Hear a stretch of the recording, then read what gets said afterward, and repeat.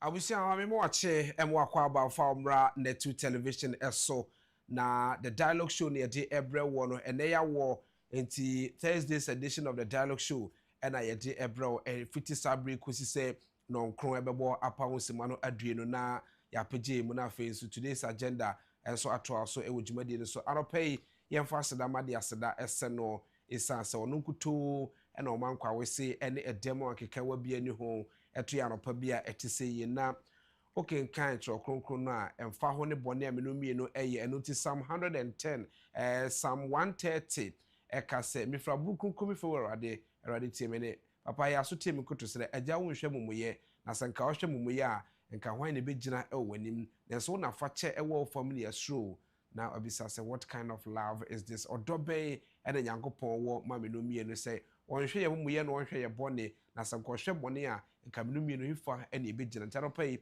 yemfa seda emade aseda ese no sede ye ntitiye ene hyehye etie no abrina brinya na yebase ya ne no adi nkomo na afi yada erade ase wo de waye edi amaye ene demu ne nyina no yesi me bosome no yeguso a ode kakrakra ode ekọ na nimitine wose yede aseda ema no edi ede kwame abo akuda nkwamo a obetia from ekomoto I am your host with the most and I am your moderator your free sabri ku se no nkro bebo apa wonsima no adue no na wodwumadi so anopai ye de wiem sakrem sem ebebro donhwe aduenu na ya edi enim na no akikra no na afi agokansie mrantie no aba abeji adwa na ode agokansie mu sem enso atimi abrewo yen Black Stars dwumadie ene world cup de enim coach de enhyehyeye ena wo ye FIFA mra bi ba ko mienu bi ode ba ya yen sakraya ewo mra mu no eno so agokansie mrantie no ba yebetimi ehu afi Champions League ekọkọ enura no so ode mu nkomo nyina ebebre ne ehu se de enhyehyeye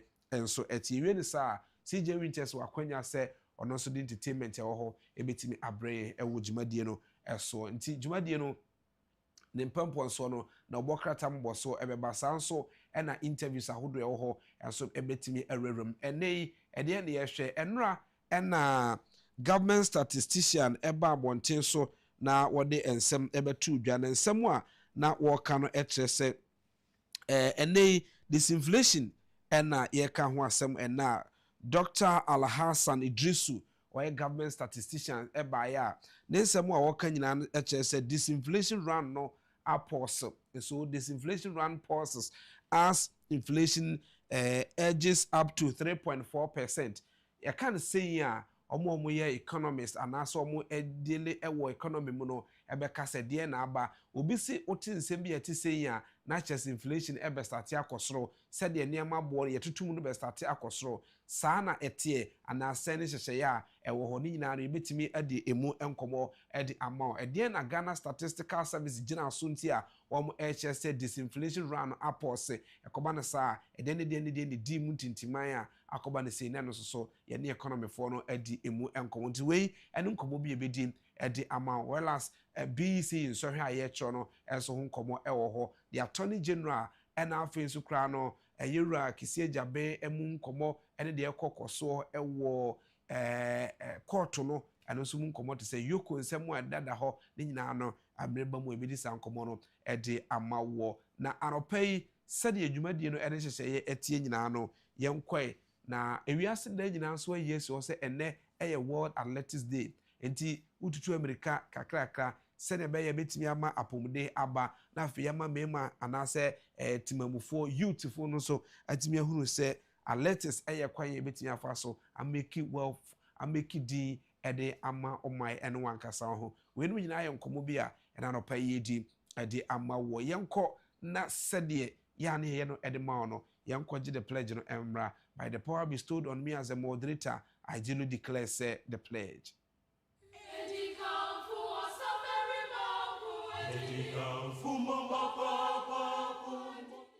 The pledge. I promise on my honor to be faithful and loyal to Ghana, my motherland. I pledge myself to the service of Ghana with all my strength and with all my heart. I promise to hold in high esteem our heritage won for us through the blood and toil of our fathers, and I pledge myself in all things to uphold and defend the good name of Ghana. So help me God. He say na hyehyeye enso etie ewo the pledge no emu abrebia no ye ka ayafo ni de achi ne fa koma pa enso egeso ye nhye wo se ye ene ye nkyere wo se ye ne de bia nemum de ye hye no se ye de kakai wo ye de kai wo se we ye bohye bia ya hye ye ho adwuma bi a wo ye ebra wo ko school ni bi mpo wa nko school a we ni nsem weda ho de ma ye se ye ni oman no emu dwuma na afi ye mfa sa oman no ho do no ensi ye ni so ekoba na saa kata asese betu ase ekoba na saa proye ye hu ekoba na saa oman no ebetu mponsa asa de ne be ma se fa ye oman na dwuma no wo de beye amankanko enso atimi aba anope yenko ye motivation said the production team no eka e de achewo the production team no ade a wo ka nyina ne say be addicted to your passions not your distractions.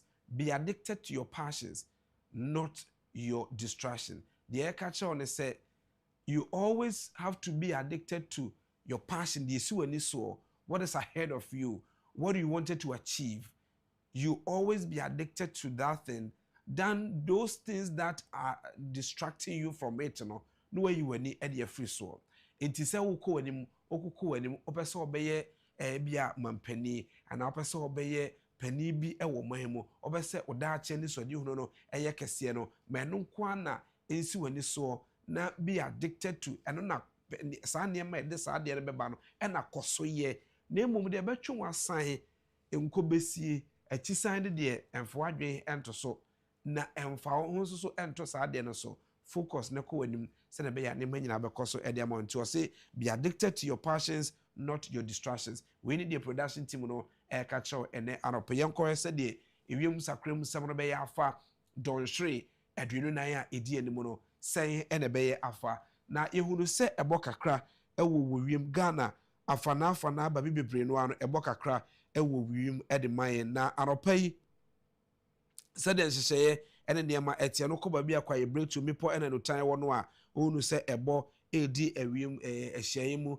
anase edi wiemu ahyaye ewo sede wiemu sakremu sem etie no nkanka Ghana ya nafo efom no yebetimi enya na sa afei etivi fom de awia bekoso abo ewo sam potem ho na awia bobrem no ye hwe ni mu se awia be ni ti ed aman nanso ye wonsuo kakra betimi agugugu kakra eno no fiti awia bobrem ekwanwumrem no yebetimi enya na sa pepepe ewo ho ed amantia na wakai ahye no so anopai aflawo enkran kasoa Cape Coast akra de azim ho kofodu achemoda kumaso obo aseta kwasa hwebe kwa kitekra chicken tampo gosu sunyane ena techimane ne potem no munugum kakra ewo wiem na ya ho hye no enso so apagya na ebo kakra ewo wiem no ejino ha mobo pen aduanan a ho hye no susu produce anopai ejina free 25 anase 23 empo ewo sunyane ne potem no ekosi 27 anopai enkran aflawo ne potem sa edetie awia bobrem na awia be niti ama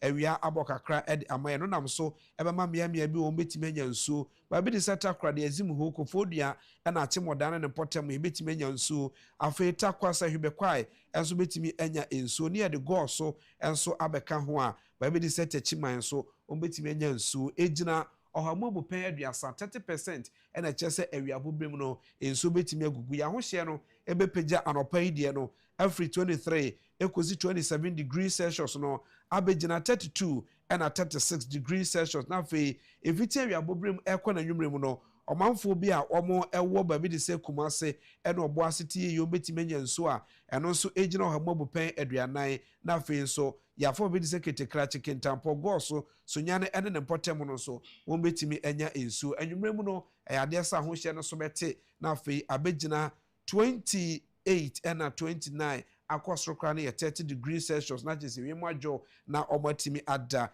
yanko Ghana TV fam yegina me yedi se yendi tamale bole dama gobo gatanga na lelugu ena wa anope ye bokakra owiem edemo mo ma ho hye no ewo susu pronoso no ejina free 26 ekosi 28 degrees Celsius ewia bobrem no ewia betimi ayiniti yendi etiye ye obetimi enya inso a eno no ejina ho mabu pen aduasa na afemi aka no de ewia abo edi amom o ma ho hye no bepeja anopa no de no anase ebepeja ba begina 37 and 40 degrees Celsius na je se nwumrem no o ma ho hye no so ate obra ebo abesanka wi me no so ba begina 31 and 33 degrees Celsius epo no so eye basabasa kakra na said wiem etie ni ntie no so be basa kakra de ama afare for no but ne nyina mo mani mresa krodom na afa mo mpendam kakra enso enfamra na intimi enfanga na shefu fo no so ate ase na ma nyina so enkosi don hwe aduonu na ye die nim se ne wiem sakram sem no afa agokansie mrantie no akwanya se obeba na afa ye di enkobo ewo agokansie mu ensem na ne no kofi mensa lai mo na me no eba be di enkobo afa agokansie any emu ensem yehwe local based players yaton sa ede afre wo ewo the Black Star edwumadi emu afei 22nd of this month Black Star ewo agukansie no eya yonkofa de a yeni meyiku ene bedi sa enkomo na na sa agukansie no emu enkomo na afei yahwe the ekoso your chances of winning that game no to say disciplinary actions and so ewo ho FIFA rules or the aba ba kumienu bi a ewo se etimi di mu nkomo na no so ye di sa enkomo no de amawa aje se ebekoyie de amaye ewo agokansi VAR enso so eho nsem aba Kofi Mensah aba ebedi nyina ho nkomo FIFA eboaboa no ho to this World Cup and dey ani mu no ti in a minute amene Kofi Mensah eni nkomo fa the world of sports.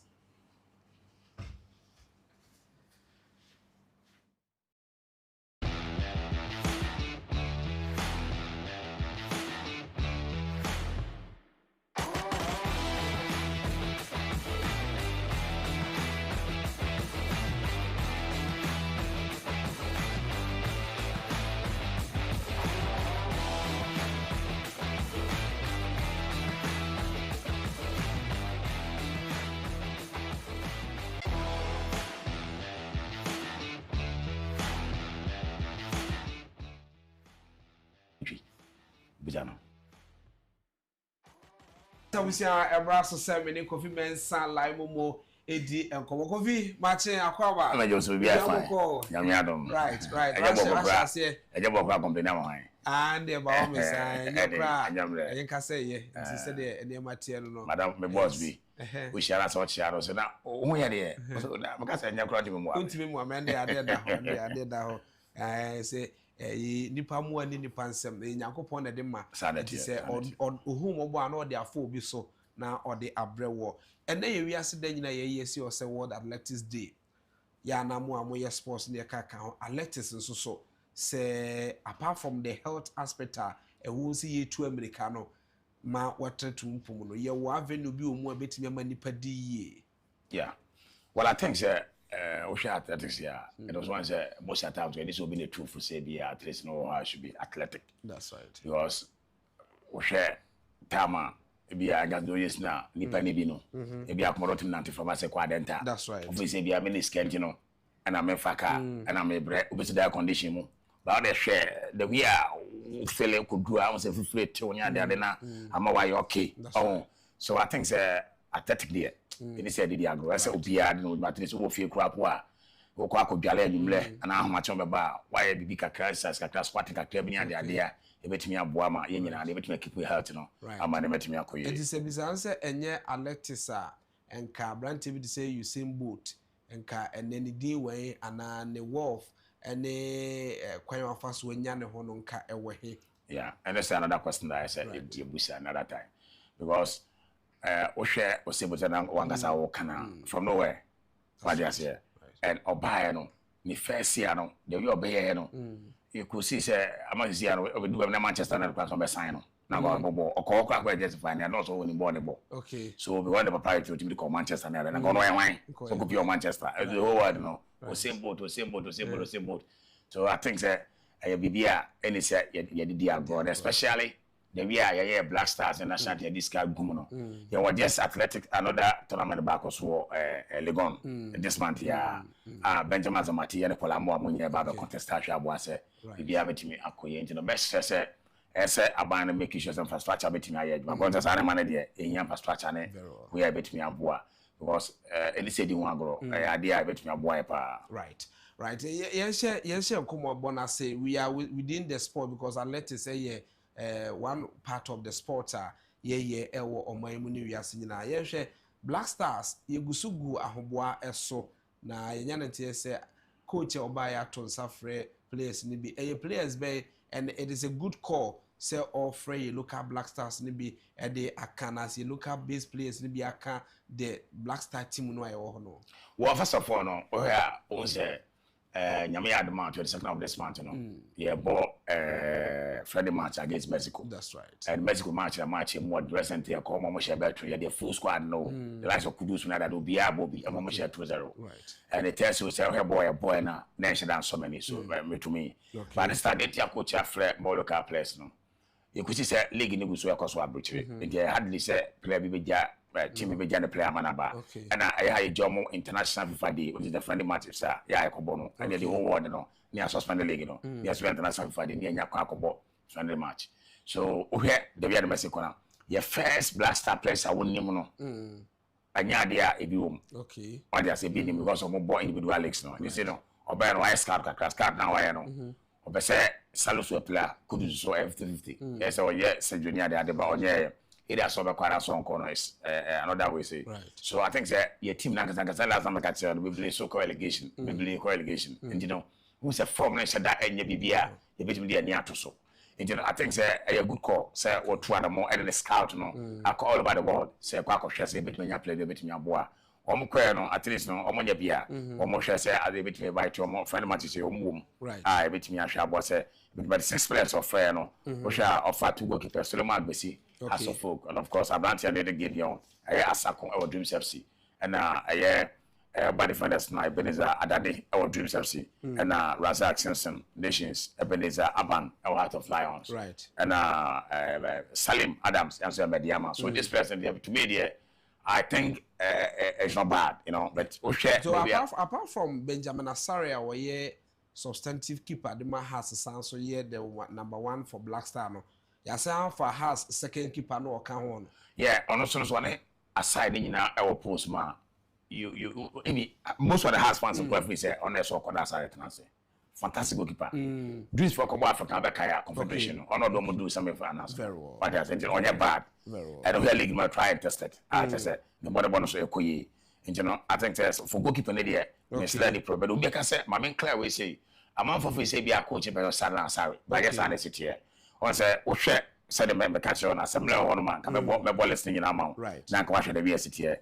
coach na adwen say see a league continent no the first team no on how be but or try say obema new players a chance na obotimi ahwe say na obetimi akoyi so I guess aside was silence we in the film but the chance ya or the new players no you know say omo getting it right said the be a man for be from say aside no on finance conway in the film why is in that I guess I net here or try say obema players in be chance na what me say one mo betimi a be share oma purano and from na akofam no you betimi replace na atimi aboana team no atimi aye and you know Osha there are some new players Emmanuel Eje Dundee United or Scotland Abdul Aziz Issa Barcelona Timbino or Onombi and which is Augustin Boache or not was the team in France Majid Asmero our Belgium on this one for a new player I don't know woman or coiner was our friend but Obaya 2-3 years only on and our friend Razak City General so that was Stoke City or England and then other players we are almost on count which is Daniel J on also Turkey and Felix Afanya Jan Okaina on also qualified the work up no ya Kokata or Bobby was our friend of so head beam and our brand activity say Ibrahim Osman on also a friend on also Birmingham or England and our playing some work on as on Northern and Norway on also a friend of Francis Amuzu and so no Grimio or Brazil and Joseph Opoku and so no Warjam or Belgium. These are the new players all try say if you are not Chemanya Kudus replacement if you are not Chemaka Salis replacement if you are not Chemaka Thomas Party replacement I think say Yama coach you know that benefit of the doubt now or access boys but question am for which answer there are some teams here which league log na ya bo Ghana say now e wa ase kakra but if you was solo obi the second obi the first ya friendly player back of obi on one number 5 no player right and the we are able to say questions no ama o hwema na akwa ne ma bebre because o hwe Dreams FC a abanfo adwe bi say bia the president no e wa let to ma na the team and na no so ajai omo nko 2 players fi obae bi say Round the Out of Lions player fi obae Moses Parker player fi obae but Go Stars at that second but abanfo adwe bi say omo ni come afo nje no omo player name right What you say? So then na man for but me dey say yenyama coach no. Yenyama coach no. Na Obanga Sanko access boys dey nyina board dey be you be in teams live am be abi. Right. So you move on na. Right. But say last week me no share ma which say a player can be leading the goal scoring chart no but the team co relegation. Sa player no man say obo ni dey ewo mu ade. That say the match say meaning the only goal king ewo Ghana in Premier League no. Yeah until the day what they call up and yeah on the day nim. And na me match say wo hwe oma ya from na more or less amount for redeem meaning say they are from the masters camp. Right. One say this here. Me mention about teams here and phobia the more if you no players and sana money ade no what they say. But most of the time Ghana pen na we ebesi. Okay. Abrechi intense sir. It's better intense sir. Right. Me free say second say for black star players here it should be first three. Very well. What they say or that first, or that second, or that third. Okay. One as a player unless a coach now I guess I come say Commodore exceptional. Right. So me say me right in the bar. It's different thing. What they say. Very. Yeah, koye ni mu ho a. Ya see FIFA the disciplining rules be any bookings be aba e de he minute ni enko. On say formally no ye bobo a se ball goalkeeper che ball a between the ball the two no delay no akwa no aba no put to near that just to delay time because if you was someone now say two only the say better. Okay. And you want to refer one yellow card. Okay. Now the FIFA them say 5 seconds. So all the ball at one so within the 5 seconds and so more ya e corner. Okay. Hey, from I don't call goal kick. That's all the one on the ball. And I don't know on your penalty play. That's on my ball no. It is 5 seconds now. 5 seconds now. Obeje corner.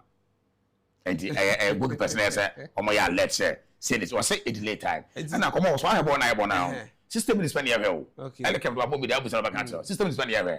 Because air cut through it take 2 minutes. That's right. Air qua will be pra maybe about 5-6 minutes. But we are or the others were 8 minutes, 9 minutes. But the game nankasa. So coming back to the this one question no. Say no, obeso acha say ebia most of times here bobo a na person can some tell camera so me teammate here na my say and they boss na my say na my can some acha no. FIFA say asempa obeka mo biate do yes sir and so never mark card red card and yellow card very well no I don't know so yes I red card yeah you were free okay wow and most of times no say akoba say somebody does mobile match na ebia ya ma players ni bibia yellow card BSC mo kobo quarter finals and say and hono wakasa fa no so say bia quarter finals no okay most of times maybe ever can say bia or yellow card or you say but say you free that from stage to stage now wa cancel no right and also pa e de emaye na VAR as so nkomo de ba ye de he VAR nkomo no ebi ni say fanasa ebia ye substitute na ebia wo ba yime na say would delay more than 5 seconds ya say be fanasa me has wo ye kotoko enti wo ba yime me kotoko player no eni say wo ba na say ebia wo nante ba no would delay ya me am ba be show 19 na from abonten no be gina abonten 1 minute na ba ne koso just because the over sasano no or a delay say fancy bia kotoko sha as one na yeyi obedi say bia kwampoko afri na ye dia beta mo aba nta beta mo o jala na o twen wo ba no be delay ta say bia na referee pia no we say this time referee no why free o nya fa ko no why say and o hell in the time nya so pe na say enipa na no e ba no obedi amoti wa me aboti against 7 what edi sa rules in that thing say e ya dia e be boa pa Mame na say na ye hwe ba me fa we ntwam ko na fe ye nti me fa we ntwam say any honti ye hwe ne yon it is FIFA a chere say players I dey call World Cup no 26 man squad and a final squad right so the final squad no or say oh you fit be call football me fit be the pool of the team pool of the team is say only 55 players baba and the provision squad okay so 55 man squad no be 26 woman right so 26 man squad na obey woman no goalkeeper pe and on kwan say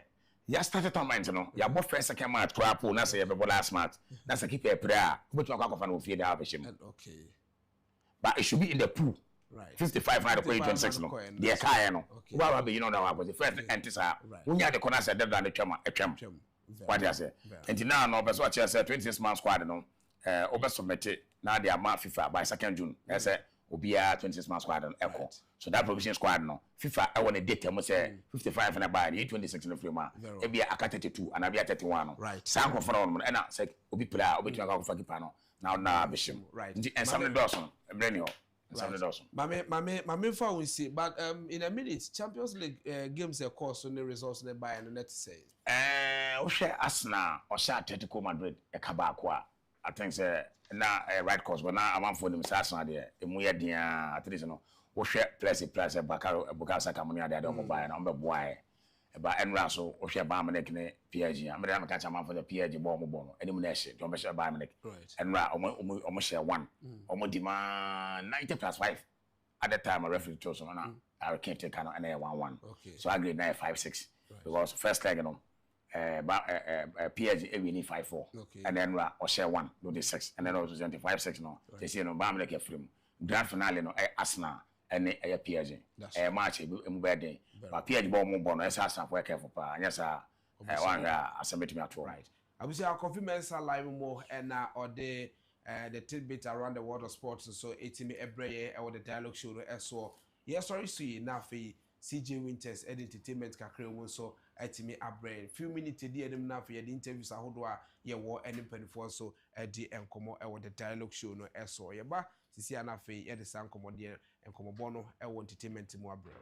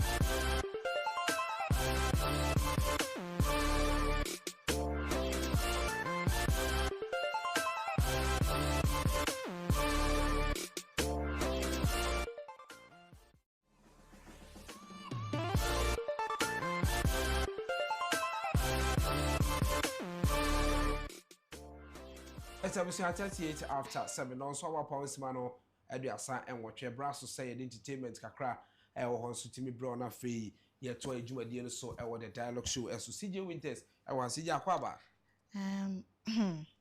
Dada na as usual. Oh my god. Bibi ashe ye. On the power younger son, I'm feeling very emotional. Why? I feel so emotional this morning because also my casual said Saturday is my birthday, and many times when people are around my table celebrating their birthdays, it be in a little way I can maybe buy somebody a birthday cake or some airtime or something. But me no, okay. So this morning, my girlfriend Jackie called me, say, somebody wanted to surprise me or like somebody want to do some birthday, and she sent me some CDs, and I feel so emotional this morning. Thank you so much. And to also so Bible says, oh yeah, law of nature.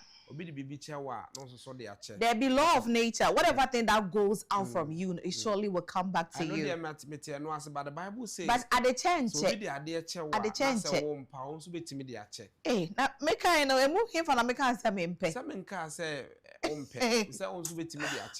Jackie, thank you so much, girlfriend, and tell him I said thank you. I feel so emotional this morning. Yeah, for entertainment today, almost so and cost enough for you to say the name air call. Oh my goodness. All right, Ebusi afo me mama achibio na me mama akwa ba hey women. Like just a second ago, look at how they said it's money. Obi be like just sika in bi obwa.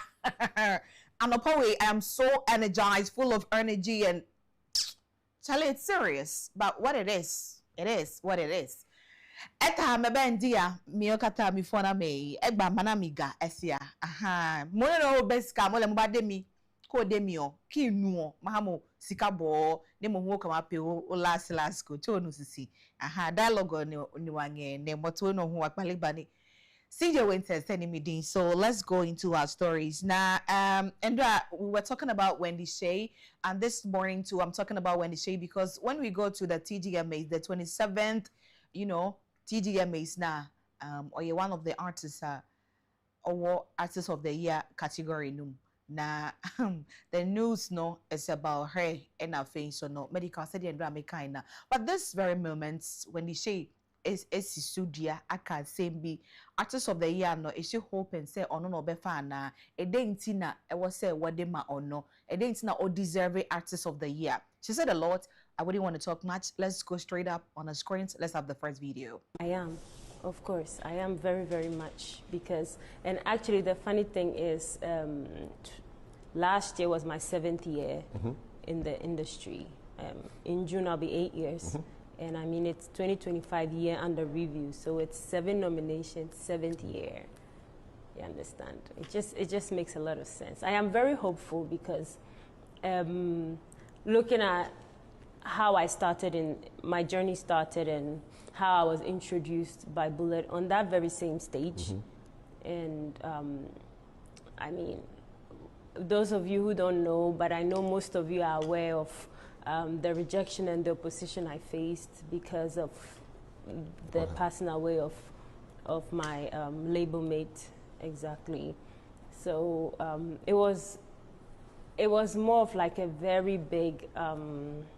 If I should win this TGMA Artist of the Year, it's going to be a paradigm shift and an inspiration for a lot of people.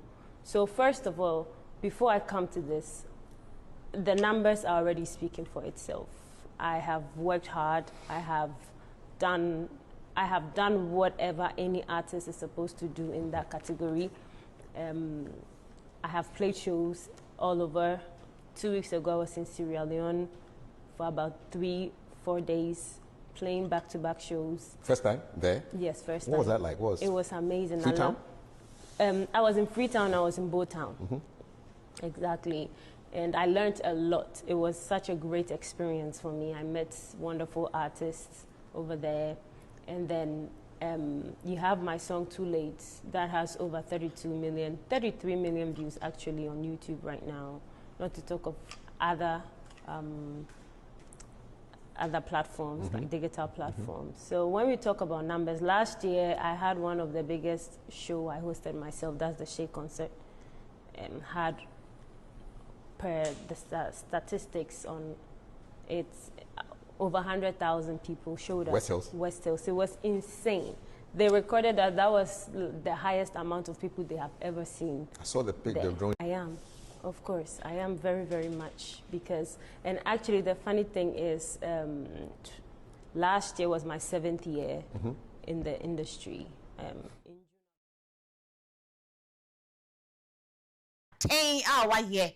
Throughout, Oba Ekrampono, how people were singing and all that. Now any day. So Chale, make we not talk much. It's not because I'm a lady, ain't be America say, but Apostle Munjemu, simple. Now, Chetawale is back in the news and saying say there are no free vibes anymore.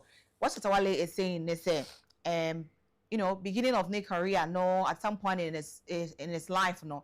And maybe I'll be on that kind of vibe, and you are inviting the cell program, ube manaba.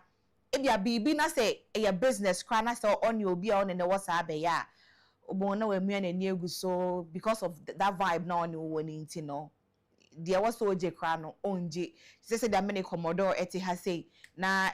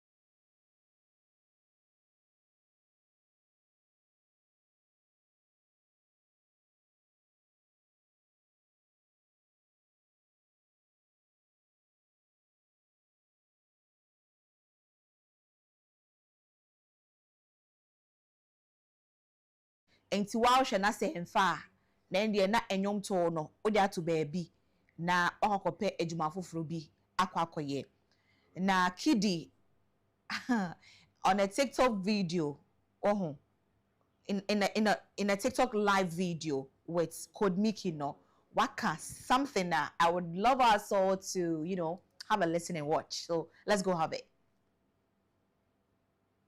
What are so links? There be many links beyond. Say, I don't know whether a perception be or system. The brain feel so be free links now fe as a hit no anything. But what about a clear case or bet my address issue where my the pass I was worth. Almost worth free. There are a lot of days now one and worth. I was there. And I think that the last one about only a gymnastics now. That was my exit. Yeah. Okay, good. So because signature we not offer. You know currently fair. A free last week everybody you know I hate you Ghana I hate you. What are so links? There be many links beyond. Say I don't know whether okay, so now I know from what we've heard from Kidi, he is an independent artist. On the links any obium, on the links any contracts. Be honest, on your more any juma be on Rankasa no one also. And nil enyumia or the babo and said na could be air no signature no. It's booming. It's doing so great. That means said yeah moka and now feel links a bed say ube make a hit song no. It is not true. Maybe it didn't work for some people, but it will work for other people as well. So let's move on. It is what you believe and what you can do. It is not about what people are saying. Something you've learned this morning. Today is Thursday. It's not Friday or Saturday. I can't say Kwame. Also many times people would love to fill stadiums, mature artists. As an artist, no, program, you would love people to come there.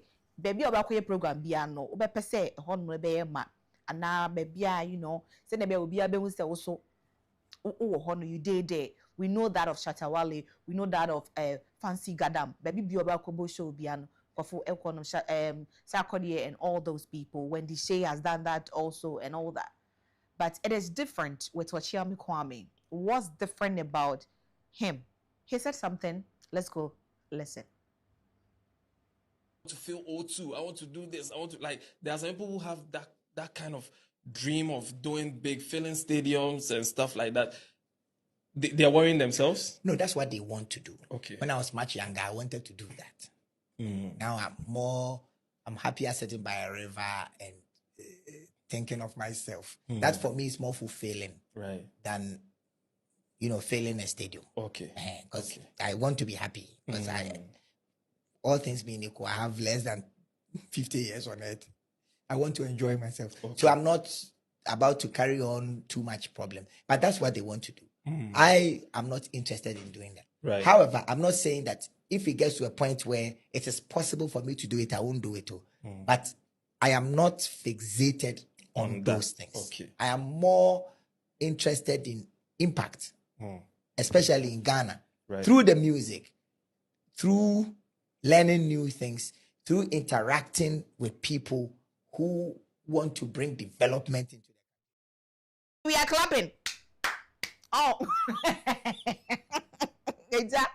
Sorry, he took us back to the KG and, the Montessori, that kind of vibe. No, but I need a clap. No, win. No, you win, I win, they win, we win. We sing ting-a-ling-a-ling-a-ling. Today is Thursday. I don't sing on Thursday, so please allow me. Now, on my last story, Manifest. Let's see. Hey, Ghana for. You all know Onipa or deserve it, or Obenya Artist of the Year, no? But Enshishe is doing you like this. Ebusia, so let's go on our screens and, read it all, what Manifest put on the social media, okay? On X actually. I'll say it's painfully obvious who should be Artist of the Year. But mom pen no quarry back who say. But whoever the Artist of the Year should be, so no money you say when you show, say a sarcodio, say a medical, say ye Dinah Hamilton no say ye hena wambo biadi but ochiremu a ye nyina ye nim nipa o deserve say obeye artist of the year but in she ni munti ye mpe no kware no and then the akan anwa to mu bam and then the year sure but whatever it is no today is Thursday, tomorrow is Friday, and then Saturday we have just 2 days. 2 days to go. We have just 2 days to go. So let's look up to that. Now, you know, when the day comes, we all will be behind our televisions and our phone screens and watch whatever thing that will come out from it. So let me end my story here, and Jay would also continue from here. Not just a BBI to me. I come. CJ Winter said me thing. Abrewana na. Oh my goodness. I'm still a virgin. Whether you like it or yes. Right. Obviously, I'm a faster than farmer CJ Winter said or the entertainment and so it's me a brain. And I'll pay you will penny phone na be your friend no medium come afa Ghana Statistical Service in penny phone come on the aba and monte so na ye wo say ye ne era Emmanuel Amwa Dakwa ebedin come economist me Francis Bright Mensa coordinator ma no ewo Ghana Statistical Service akachi and bidding commerce so enura and Danny Idrisu Abdullah head price indices and inflation Ghana Statistical Service all this in command a woman of yetimi edibe ed amount 10 times yenko ye breakfast calendar no so na yenko sedie and common etie breakfast calendar no so na ye hwe and not pay and then no a joda sorry and then no yawoda per se na mebo so many that so ewo mfimpino ene aduonu ensia emu ene ka ho a ye twa na makoma 7 days ewo see mebo so me no emu aka 24 days more ena ewo ho edema the month of May so ena 127 days ene ye twa ewo afi 2026 emu 238 days more ena ewo ho edema afi 2026 so ena John Shea anasa hours ye twa wa afi mu no 3084 hours na aka 5712 hours and I was yetimi etwa ansa na fe 2026 so etimi akona wieyem bosumi ewumi ye bosumi etoso num ewo afe no emu aka bosumi no enso ansa na de afe no enso etimi akona wie na wotwe a ene ya wodai na wotwe idikan ewo me bosumi no emu sanso ena aka na wotwe no miensa ansa na ye de me bosumi no so etimi akona wie ene da etoso enan ewo na wotwe idikan no emu ena afe so se ne no etimi kona wie ya na chesa kadakro ansale na wotwe di kan no etimi akona wie ene se wudu awoda ye fa kwanya we so na ya wo hyew a happy glorious birthday se wudi awoda nyankopon ka wono mo na fe ade bia obe bia no enye enhira ye kai honorable Eugene Boache Antwi wo ye enkai mrase bedwani ewo sube abato mpesua so a former deputy minister for works and housing ye on the 7th May 1970 and Eugene Boache Antwi enya 56 years also and honorable Professor Albert Kwam ono enkai mrase bedwani ono ena no jamu ema manson kwanta abato mpesua so ye on the 7th May 1957 and ono so honorable Prophet Albert Kwam enya 51 years and honorable Joanna Jan Kujo where MP ewo Memphis Central ye on the 7th May 1984 and when 42 years and kai honorable Muhammad Baba Jama Ahmed honorable Muhammad Baba Jama Ahmed MP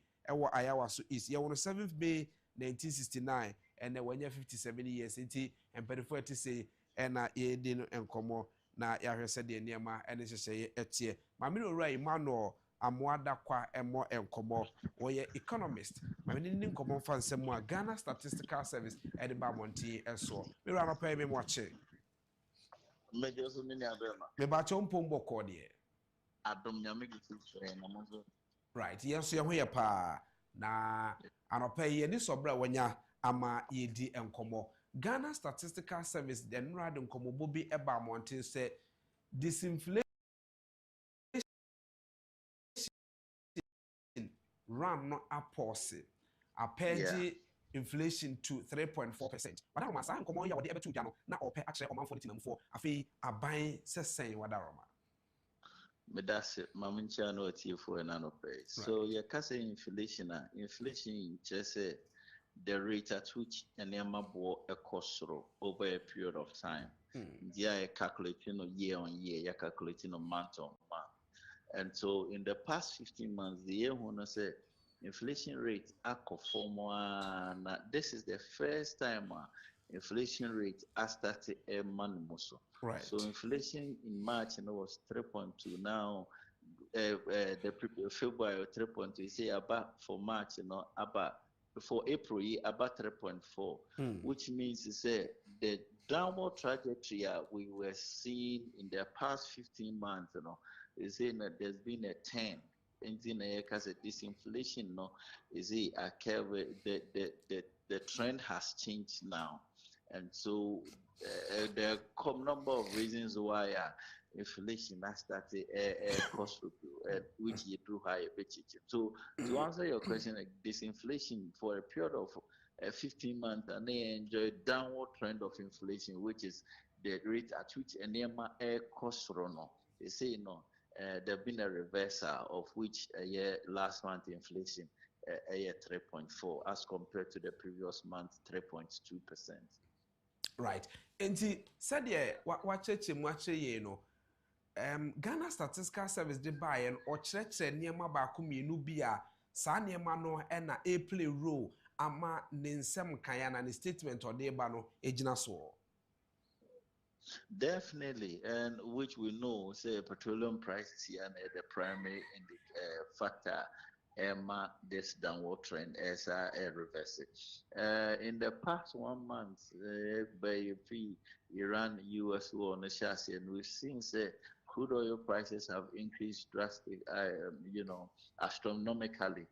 And a barrel of Brent crude oil $100, and so it is putting a lot of pressure on all nations across the world because crude oil, net importers. So the net importers. So as a country like Ghana, we are beginning to see petroleum prices and which petroleum prices it affects every other sector of Ghana's economy.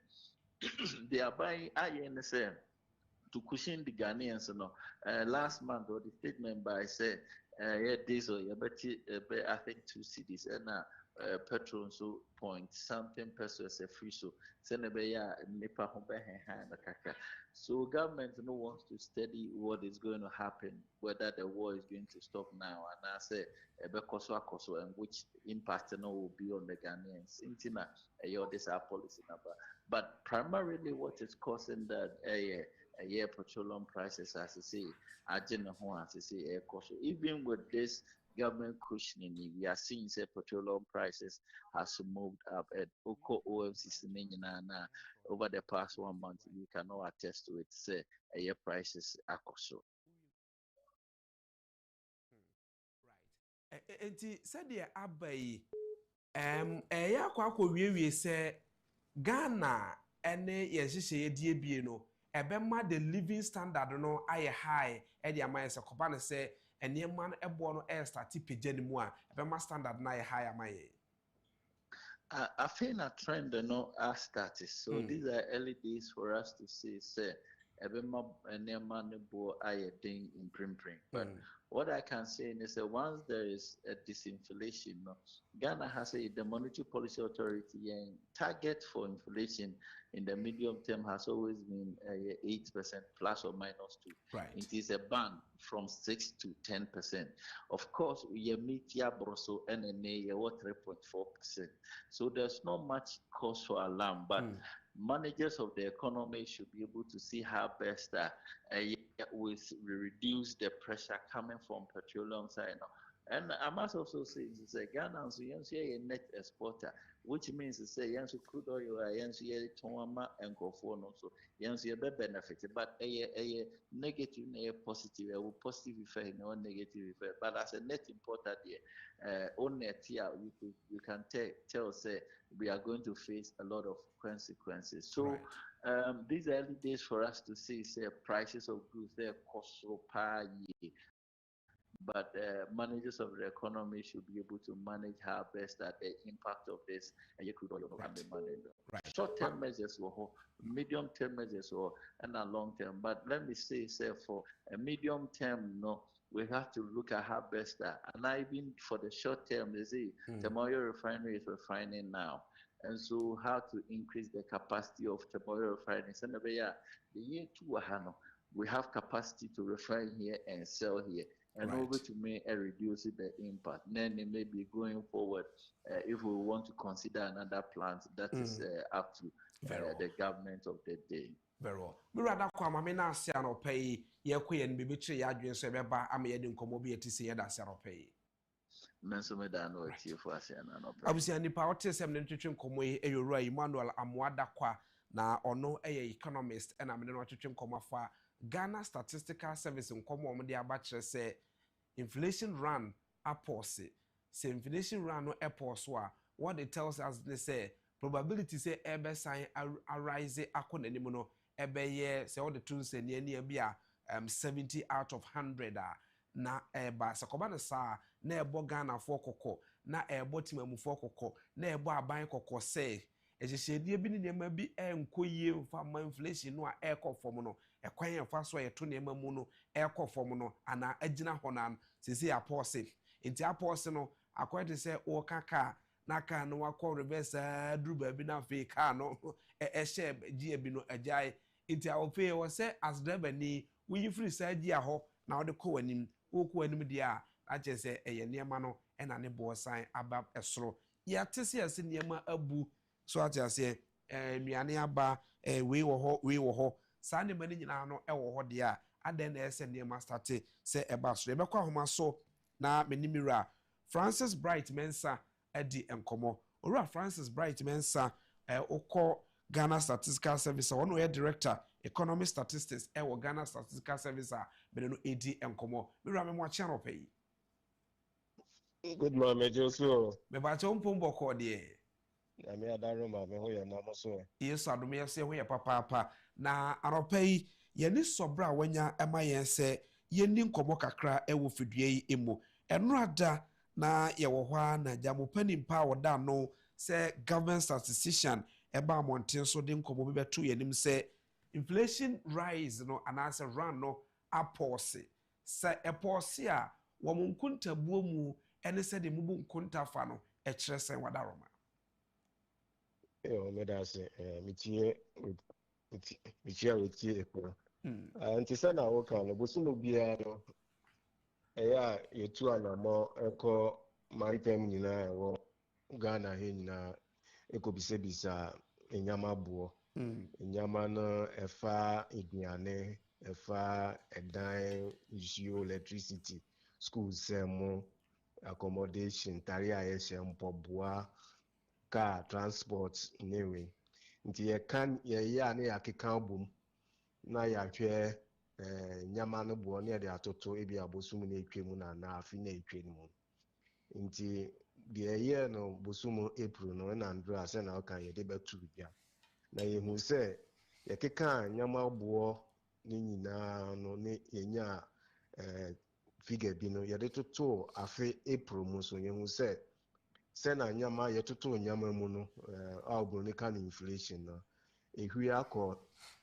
sro ohanchichemu miensa echiripo and 9 that's 3.4 right na ye de toto de ye hu ewo March na ye te say we no akosro 0.2%. March ni enya ohanchichemu miensa echiripo mienu ba we ye hu say apija ni mu kakra akọ 3.4 ene ye say na make ye hu April no 2026 ni ye de toto April 2025 no any ehunsa na yehwe bosom so no bosoma that is every March eko April so a ehunsa ampa se na enyama bo yetutumu no eno so akọ no soro kakra eno so efi March ni ehunsa eko na 0.1 kitwe bi by April yehunsa akọ 1.0 nti eno so akọ soro na ohwe se na enyama bo inflation if last year, I think if December 2024, that was the last time a cost stroke to 23.8. If you want na esote ya be do 3.2 na yehu e wo March no. Nti epudie ya yehu 3.4 na it say first time I start e pejadu mu. Nti na se government assistant ka say I say disinflation no obonika no aisa a pause na adukunti ya okansa no because if December 2024 this is the first time who say year on year the inflation there na amaso for month on month in the year na primo na akosoro but year on year that is April year nearly to afeba ku na etwemu this is the first time you say esa epejani right enti sesi aya epejani mu no there is probability and possibility say ebesa akọ down ewo factors and figures bi e wo say aban no ye eye hwan asede say so hwe sa na me say be kọ down na timamufo eho atom in terms of say ye sell na ye to this is the first time in this area you monitor na ye but o hwe afi mu January eba you say month on month inflation no I started page and the kakra until we baby say na sa we inflation ebia ni page and ifi e normal ye hwe mu ekueku ye wo eduane na ye wo de enye eduane that's right and ye wo nyama so ye wo Ghana ha na eriso a ye import until we hear food and non-food na ye hu say non-food prices na start page and mu pa echen eduane no. But most of the time, keduane na ya na mu yodrupa or basket ni. But say you say non-food, no pan say bia electricity, transport, diesel, and meko restaurant, and mako yemiti, and those non-food in Yamana. It say ne buono a starting page ni mu kakra. That's right. Or the to food one. And I share in Yamasu a ye Ghana locally produced items. Now I say also. The hopa na inflation no I say pija ni mu kakra nti se nyama aban de to ho be afinie a say inflation ati aba from maybe do some pension say omokoso I believe say omokoso ya ebi anyama basis we are just one of na hwe nyama kakra ti say tomatoes say we say Burkina Faso we nearby we say tomatoes over the years not tomatoes prices now fall but if you March ni April you say tomatoes are starting page anymore. That's right. April in tomatoes on ni inflation no cost so 34%. And that is a busume pay mu no say meto no 10 cedis a me kwa koto in that meto the 13 cedis 40 pesos. Nti akoso and diesel and petrol. But fortunately, you say taxi ne trot of the amount to ntia a key drive. In terms of items, to say nyama to say charcoal, rent, insumunam, green plantain, ginger, emuayanua, and a hotel nyama. And we are almost inflation cost no pa ebi munya be 50%. Okay.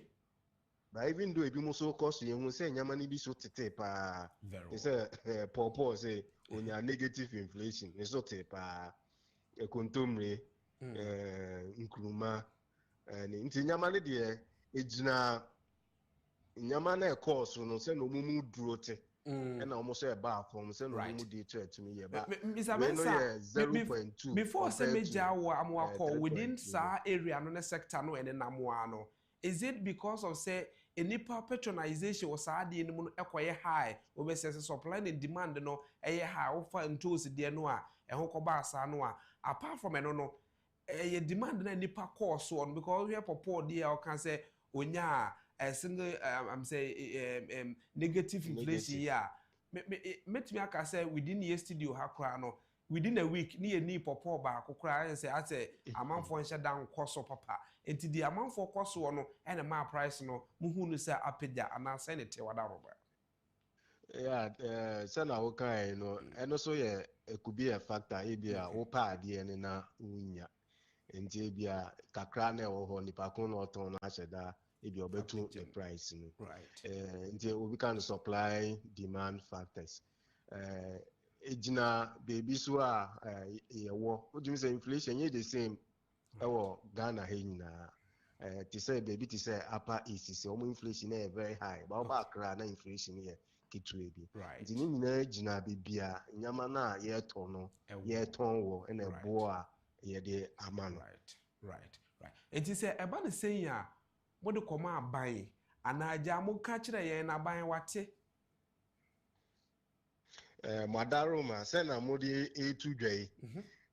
Ye can, ye did say a buy at it. Now you wish I need to go your website into we are seeing now be sa figures into you say penny for na almost so nti mo bo hu de ru no na almost so ti na omo de tu anamo right obi ka say e anamanyo semti bi am massage figures and Ghana Statistical Service figures on the buy o ma massage no to suit aban no a aja me hu say wagina candidate bi ase ento aban fama wo de mo adwuma e na wo ye wadaroma sa asem no say wo yi ano say wo nkomodi mo wadaroma yo me that's most offer statistical services yeah na almost aban bia e baso na ndwuma na ya na ye international standards any methods ye dey. That's right. Na we no so average figure. Say na make an busumu bia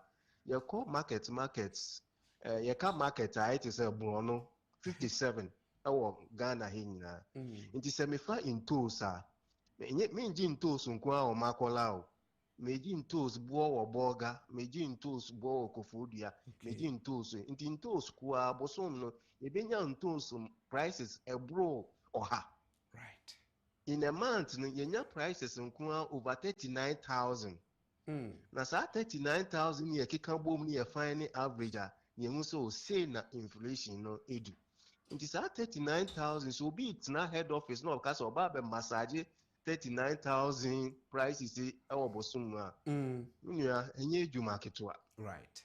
Inti your suma nkrofo officers no district assemblies moko market busumu bia ekwo jejejeje sa prices ntanya de bia wote nkran ha o kasa oye amanfo ko no ma akọ jeje no ma to nam kan inflation depends on baby awo and it depends on nyama awo to no right and e bia awo inflation ya kasa inflation aba forma wo be kasa obi a nkofo ye massage we ba minjin say ya ba be kasa ya titete nyama so yes inflation cost nyama ekwan a nyama buo ya tutu no still ya tu nyama right na I to say it slow down kakra very well mira mama na asiaropa ye ni sobra wonya ama ya bosa nkomo ye ko ye de bitire so a ye beba bi di sankomo na asiaropa yi eso nda mase abusi apani otisem ne bon komo e Owura Francis Bright na Owura Francis Bright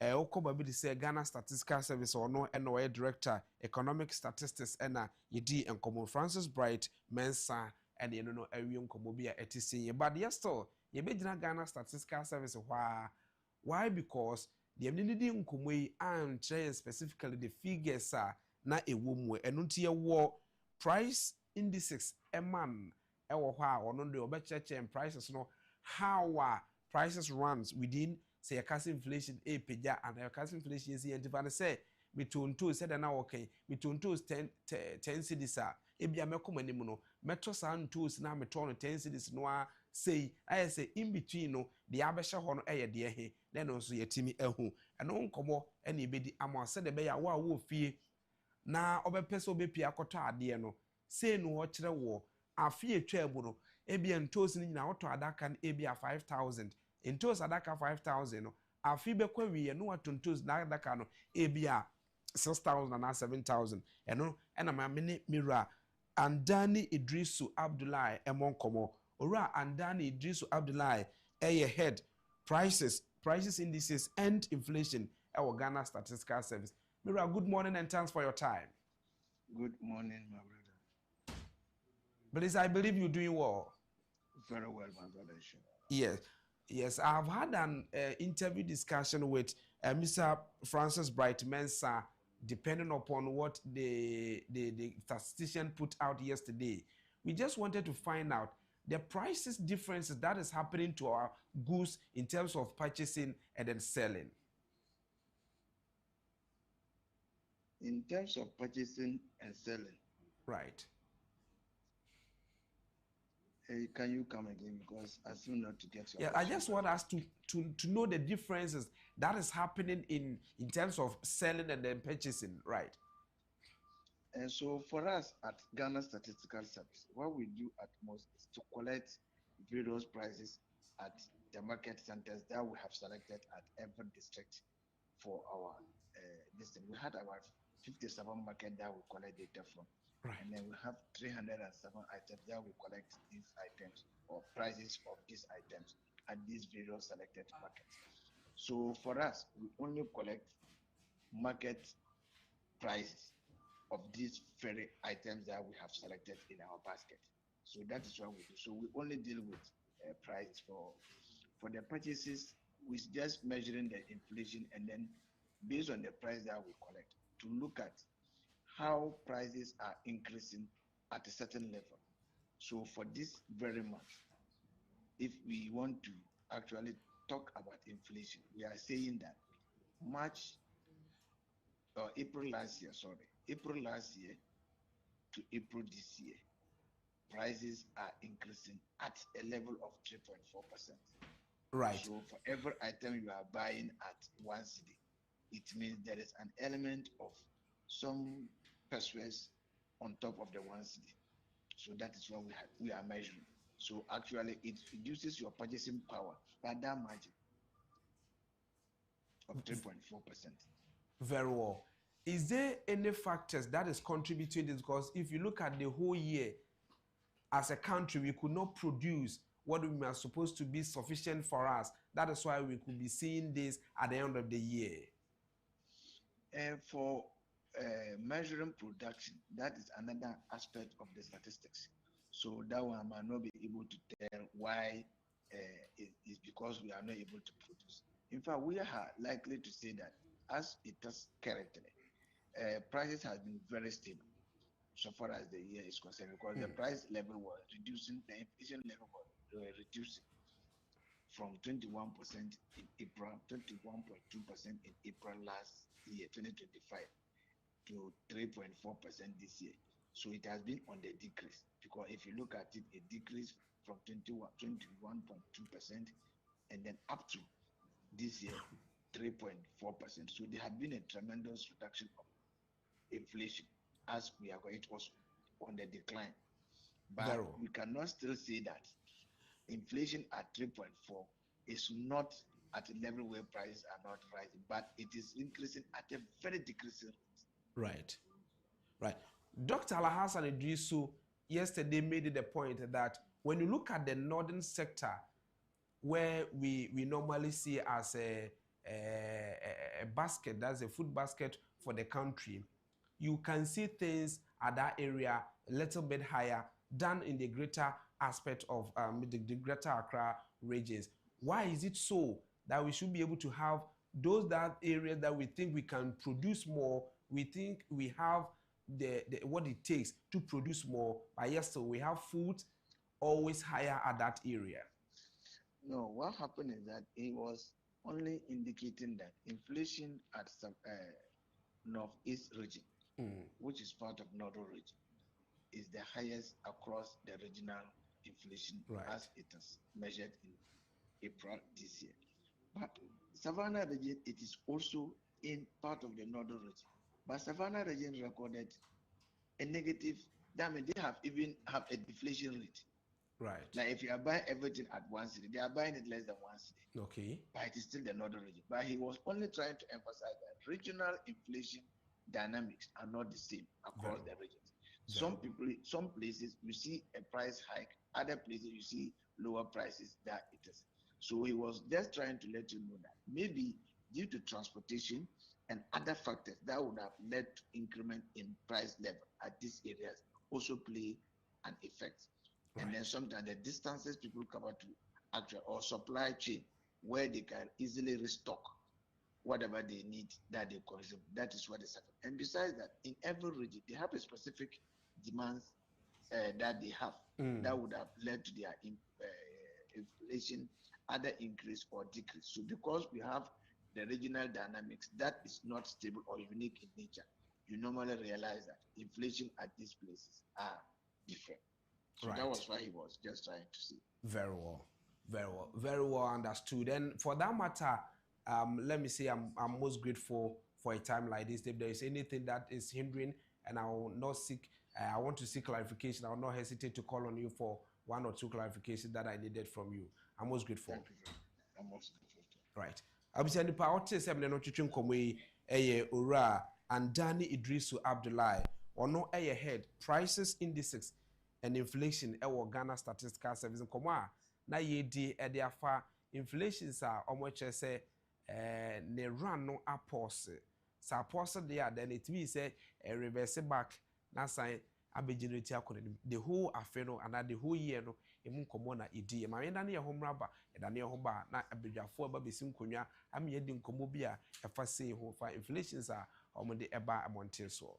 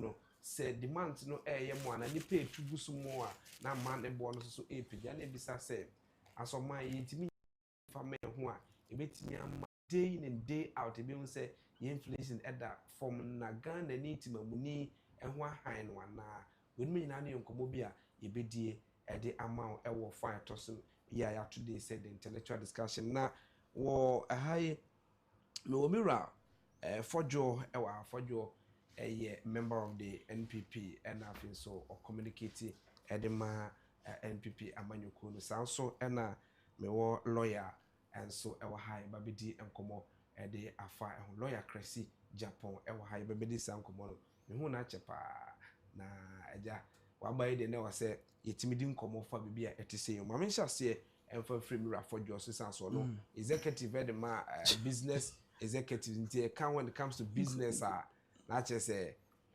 sa nema we mo factors odidi mdwuma pa enra se wo hwe amane boy baaye na wo se de nkomo no etia na o kire se inflation run no a drop him so I can say inflation run a drop ya say ne mpanifo bi didi de nkomo na say aba besi baabi abesi na ye nema ba ko mienu bi ntina ama na aba besi wo no ayi nko biem na ejina ho but possibility say anko biemu anko na chi biem de na ye say sign ebe na nim when it comes to moye businesses ahodo. Okay, only amedasi and obebefa kwenye se na macha me constituency for cha atibo mantin for nyina na macha Dr. Ohimpon yebo asiama na macha na namponsa tinka kabona kwa mama hene nana Debra Boati nana echawa no pai nana kwa meje nti nana so mechiao I think the issues with inflation and the stabilization of the Ghana economy are by way about so 7th January 2025 BPM the same right now. Most of the issues now concerning these two indicators of the economy, say inflation is yes, stabilize the economy. No. The NDC as a political party, you know, try to massage figures, try to misrepresent what is actually on the market. Because we say this is not as like politics as usual. Okay. No. I would say inflation is once a my canal. I think say in the simple terms, you know, Rebecca say sika bebre enam dwa so eden epe no market to be eden ato or the vice versa. Enti no ubisa ho say since this government came into power, one of the issues that I was on the topic from last year, but said the central bank and the air pump physical right economy.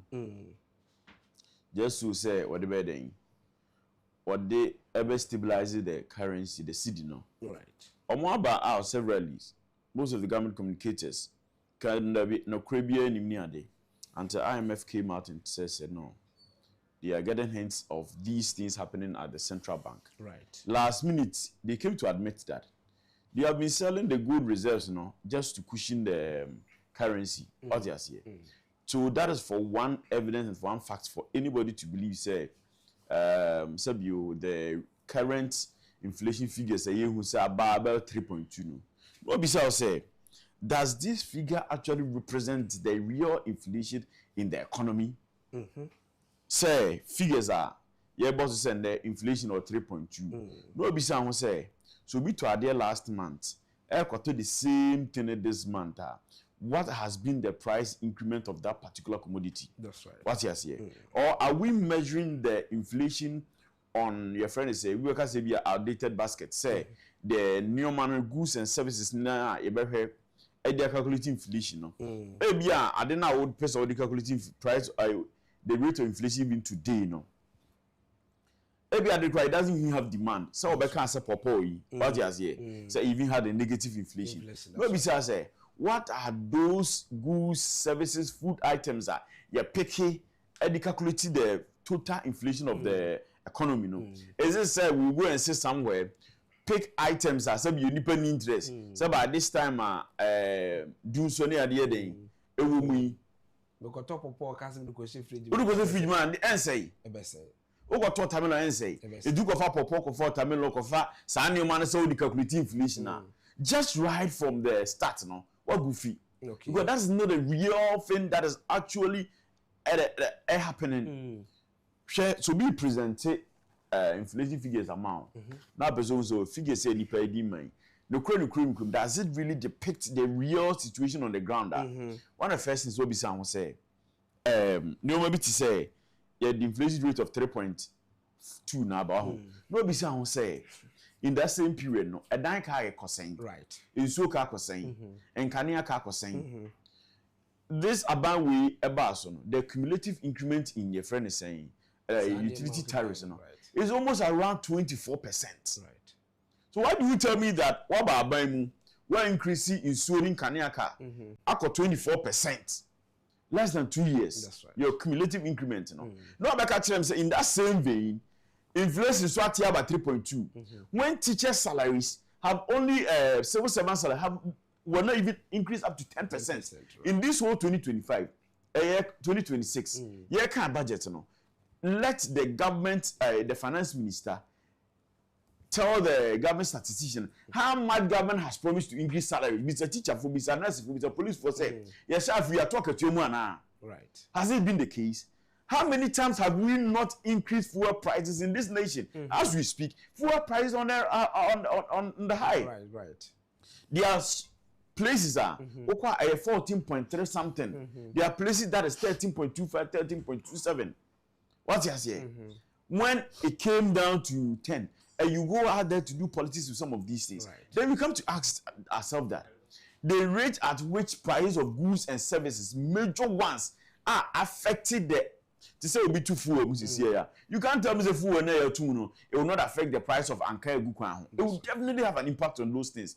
Banchi Eco for a few and Kronki told me back. It will definitely affect it. So just seeing the prices of fuel, say a high or more high than last years. Ask them that if the prices of those rooms have not been increased more than 10%. So why do you come back to tell us that inflation figures are 3.2? Ghana Association of Tenants and looks for fighting hostels, some are paying 9,000, 15,000, 20,000 in this country. Obi anima me de number schools the hostel fee alone are charging more than 200%. That's right. Your last born or Kumasi Amstead. Invested in Ohono. That is our Kencity. Yes, last year the hostel I know even is not close to the campus. Near 2,200. Right. Omobile school or come back biono. That same hostel is charging 3,800. Really? So why do you come and tell people that Sabio inflation is so tianeti? It is just the way Sabio nipa na ote market no. Or would you go nipa kudwaso. Can they really attest to the fact that these inflation figures are actually representing what we are actually experiencing? Right. Or statistician was saying some part of the northern way, the inflation figures are very high in those places. Right. So if you want to deceive people, you want to do your analysis at where you feel comfortable. Okay. So you look at only the urban areas, go and do your analysis. Then what's akufo-addo to say? Nioma ebia nipa kwata nshi so now the year what the calculating inflation definitely would deceive the people. Right. But the real thing that what Ghana says here and say and kania ka akosoro ensuka akosoro edan han ka akosoro teacher salary civil servant salary yen two what you say the cost at which some could loan Ghana has it dropped? All these things you tell anybody that these inflation figures NDC cooking it is just to deceive Ghanaians. Komo abisa say a dime bo akosro ebia ye fro car ne bo akosro na bibisa na akosro ma menko lawyer na Agyapong hono ye private legal practitioner na yini komo ne animu emfasa nkomo ehu e ba na bibisa say e de na aba because e dan ya metim onye renovation bia wo ho no no cement prices what iron rods what no e ba na send you to rent ya ba be disa enkomo no council akwaba yeah bacho boko de na metias right ye dim komo minimum said the month I be kwakosi mu no from this end akosi month June July ade bi dise chinye ne bo be kosoro why because se duru se nso to senya obi e be pe bi se kwado mo de ba ko bi abeka mo se raincoat se rain jacket and so ma started tonton ene ya yenwura mu no ubisa boa ebi a watwa nso mo tonton no 20 cedis 10 cedis when we ba ho so no na saa the same raincoat no ya pagya ko 50 cedis adan ya se se nipa be demand eto. That is how I was on mine no ye the inflation and ye ma because nipa be so a e was here to price no mu e ma nipa no obeto no. Yo, with them say me that was say question now. Na ma chia etiefo ne ahwefo nso. Right. Me chia Reverend Bibi so say Word of Champions Ministries or Kaswa. Right. Question you will be say very important we share a kwanya ye inflation figures and particularly economy no and when she share ne ho tutuye edi atopre politics na na ahomte. Right. On say yetimi enyini dru ba bia ibetimi yi politics no any propaganda no free no man kasa say yetimi ye efa economy na ebo ama no matimi ekoye maye ade bia ye na o ma wo bia na emra so say ye share the ordinary person no na ye hwe nanim ne ye ka no kre e kire no. Right. O share sa figures here ye kan 17 ne inflation ye kan ya inflation is the kan no e demand no be determine the rise and fall of the inflation figures. That's right. The more nipa na ehia ade no na yetu aguso no na ma price no ekostro. Right. Price no kostro so a na affect inflationary figures no. Na emma nipa no na ho kire no ana ho beto no. Very well. Eno na see timi de hwe na ye the basis for the determination of the said inflation figures. Now, to say that I'm in a kind of book of normal more on the attention is so on the markets and on the high demand. Now they are no by the basis for the calculation of inflation figures are. One shall arrive at figures be a very low. But over call market one ankasa, Nima market one. And I call Kencity or Nankasa no man ankasa to a day no. A man bit me at say and of course 3.2 inflation we in the rate na ye dey ba no and I am pa na say nyampa e man no ya na if you say be say ka fro do na anko school na so omo na kasa na inflation na say ankasa because omo na omo to omo so na omo ton ya na ebe onwan say wo kono kota dem so asa dey last week me osa ya toto ne mam onya aka no no aka so sa ya toto ne mam sa okofa ono chance last year ono timi catch us ade a okay me kofa no o ha bi say by no me koyes me kofa ye de ko say no aka na sa che all mount all the way there but they waka chon chese ye tutu name which means say inflation across right junior to say ye ma me no te market wo na ono ton je no ka sa asem we o e na no me kofa je na ikura di free e di free yeji e di aba sa hwebe kwai no na bag ye say now twemi enu peni o me koya me ba no price na double aba no wo say inflation na all kan ho asem that's right but anya de ono be use sa economic term na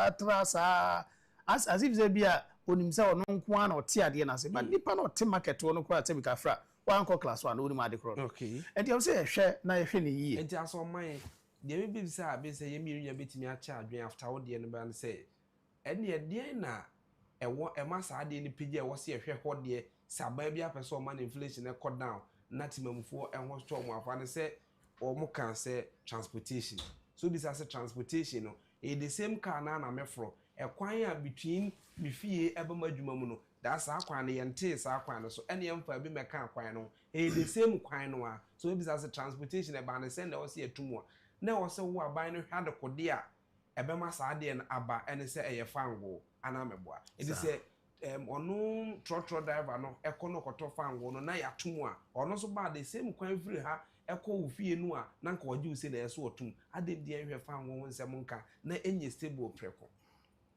yenti a eno te sa ne se anze fango no Ghana ha yetu fango wo ha de nanso de se de yenti bi wo ha no a because yetu de enso mfa so no enka ha fango a yetu emu over 90% ehye mrofo botomu a omo de full plane de afiri ha de akọ botomu ye de just about 10% pe difference enka bi a ye obe 100 barrels a ye nya 10 barrels be 90 barrels no ye de full plane de akọ ama mrofo no a omo ye hu adwuma no omo e de akọ omukrom nti ye de no etimi nsue ho na asue ya ensue ho akwanko enti no entimi nye any difference major we bia mfa maye enti no transport fares no enu na man ba because aban no pet more revenue open more revenue so a so be bie tax net no de dada na ewo mu no a na da bia no madwe nyina ekoho ye increase tax ye fa another tax wimra ye nya so be pay din fufuro bi no mo de atoso na mo de aba abeshim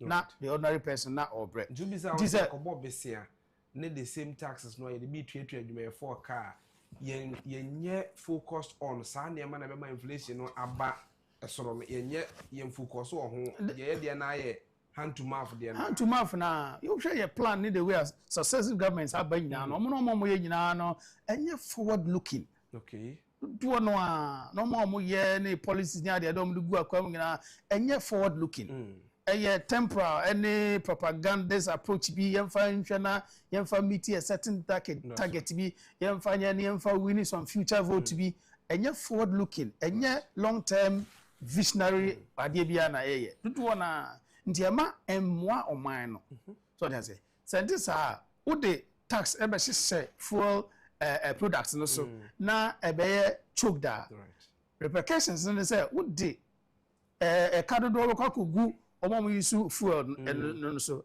ye friends consumers no so we go almost wa e bi say ever say driver ni we dey to ono no so push ama no we push ma no a ono so de be ma passenger no nti ye be to fair mu auto fair mu pe e be kwa kan ni ma me no ono kwa fa je ne free yaji no dey be sna ko so be kwa no e be ba be kan ono e be kan ono so a ono so the price no ba be to price no so dey akoma consumer na ono so be to akofie dey akwakoche na dey na so dey kwakwa adua enti price na e hono na be ko wo dey no to nchen a e kwan na ye say ye na ye nye no so kwan no so tutu that's right car no say fans ko ba na bi obeto brake parts obeto shocks bi ni ade a e kwan na tutu nti no ha ne ha na abubu na abubu ha ne ha na tutu ha ne ha na we yetu ha ne ha na we abu enti no ono so de beto obesa de be ka fuel prices no ho na ma price na obe charge goods obefa no tomatoes na we na obefa no so no akosro obesa pushia ma tomatoes seller no business woman na ono akofa sa goods na ode ko no so ono so better be pushia ma the same consumer no and yenye no ma eye no ma ewo some permanent way betimi aboa ma ya hwa solve because one thing can be against another na say a boy influence another the can say what the father say wo nye ebi adwasuni onkoto sa na ba wo ya ban adwuma na adwuma wo ye amanfo be here or services it also bleed corruption say ade na nipa no ebe na esenka wo hwe ma no ebi ansa no say wo be ko hon fu asema bebam ebi ansa so be ko fu we asema bebam etwere ba won so na nipa na esenka wo hwe ya na ade ma no wa ma obi bia wontimi nko enti ubehwe no kra no ubetimi akọ report o case kra police station na police ni na ka che say ka na si ono na so ha sai ana ka na si ono fu akra ni